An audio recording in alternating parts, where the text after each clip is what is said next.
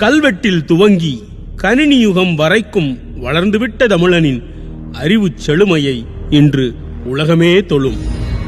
1000 ஆண்டுகளாய் கடத்தி வரப்படும் நமது மொழியை, அறிவை, திறத்தை நெஞ்சத்தில் நாம் மாத்திரம் தாங்கி நிற்பதோடு அல்லாமல் நாளைய தலைமுறைக்கும் எடுத்துச் சொல்ல வேண்டுமென்றே முத்தமிழ் அறிஞர் டாக்டர் கலைஞர் துவங்கி வைத்தார் ஆசியாவின் 2வது மிகப்பெரிய நூலகத்தை பேரறிஞர் அண்ணாவின் பெயராலே.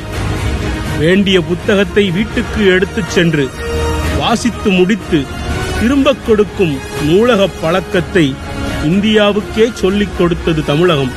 வாங்க முடியாத விலையில் இருக்கும் புத்தகங்களை அண்ணா நூலகத்தில் தேடி படித்து முன்னுக்கு வந்த ஒரு தலைமுறையையே நம்மால் அடையாளம் காட்ட முடியும். கயமையும் காழ்ப்புணர்வும் கொண்டவர்கள் ஆட்சிக்கு வந்ததும் அண்ணா நூலகத்தை அடியோடு ஒழிக்க பார்த்தபோது எதிர்த்து திரண்டவர்கள் அனைவருமே அப்படி படித்து முன்னேறிய இளைஞர்களே. இன்று அடிமைகள் அரசாட்சியில் அண்ணா நூலகம் கேட்பாரற்ற பால் நிலத்தில் பராமரிப்பற்ற கோட்டையாக அதன் ஒளி இழந்து கலை இழந்து அண்ணா என்ற சொல்லே முறிந்து விழுந்து அவலப்பட்டு நிற்கிறது. அறிவை பொதுமை செய்யச் சொன்ன இனம் நம்முடையது.